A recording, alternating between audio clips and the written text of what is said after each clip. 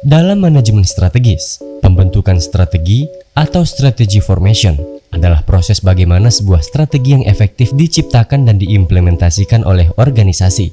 Secara tradisional, banyak yang menganggap strategi sebagai sebuah rencana besar yang dirancang secara cermat oleh manajemen puncak.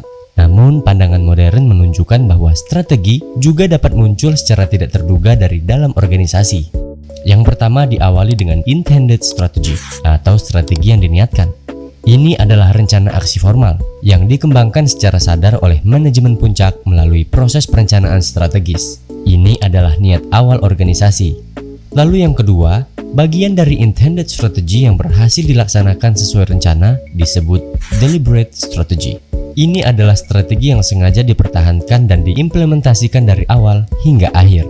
Namun, tidak semua niat dapat terwujud. Sebagian dari intended strategy akan menjadi unrealized strategy atau strategi yang gagal dilaksanakan. Hal ini bisa disebabkan oleh perubahan tak terduga di pasar, persaingan, atau kesalahan asumsi di awal perencanaan. Selanjutnya, emergent strategy atau strategi yang muncul. Pada saat yang sama, lihatlah panah-panah kecil yang di bagian bawah ini. Ini mewakili emergent strategy. Strategi ini muncul sebagai pola tindakan yang tidak direncanakan sebelumnya. Lahir dari eksperimen, inisiatif karyawan di tingkat operasional, atau respons adaptif terhadap peluang dan ancaman mendadak. Strategi ini merupakan proses belajar organisasi di lapangan. Lalu selanjutnya kita berpindah ke realized strategy atau strategi yang terrealisasi.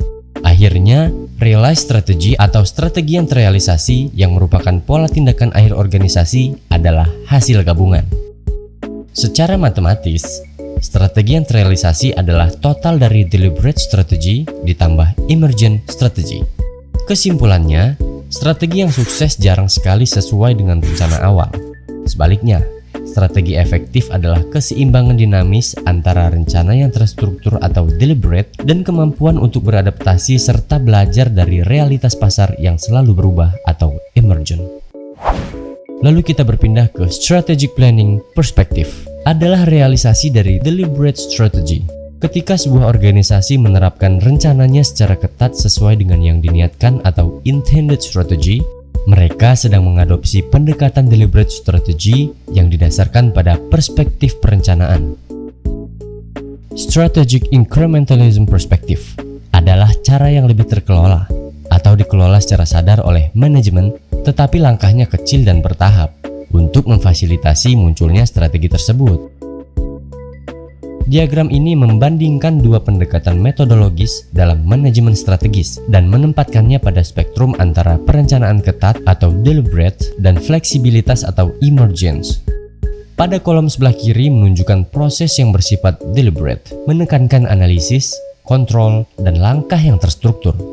Yang pertama, analisis eksternal dan internal. Tahap awal yang rasional untuk menilai peluang, ancaman, kekuatan, dan kelemahan, misalnya SWOT. Yang kedua, vision, mission, objective. Menetapkan hierarki tujuan. Visi sebagai tujuan ideal, misi sebagai tujuan utama, dan objektif sebagai tujuan. Selanjutnya, work plan, monitoring, dan evaluasi. Menerjemahkan sasaran ke dalam rencana kerja operasional dan mengukur kinerja secara ketat melalui KPI atau Key Performance Indicators. Berfungsi untuk menciptakan intended strategy yang jelas dan berusaha keras untuk merealisasikannya sebagai deliberate strategy. Selanjutnya, scenario planning atau emergence. Pada kolom sebelah kanan, menunjukkan metode yang digunakan untuk mengelola ketidakpastian dan memfasilitasi emergence. Ini adalah pendekatan non-linear. Yang pertama, fokus masalah, pihak-pihak kunci, faktor pendorong.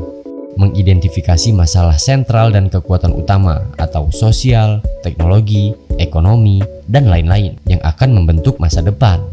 Lalu selanjutnya, tingkat ketidakpastian. Menentukan faktor-faktor kunci yang paling tidak pasti dan dapat sangat mempengaruhi hasil. Lalu selanjutnya, pilih logika skenario dan sempurnakan skenario. Mengembangkan beberapa narasi masa depan yang masuk akal, bukan hanya satu ramalan. Lalu selanjutnya, tarik garis lurus ke fokus masalah dan identifikasi indikator atau tanda-tanda.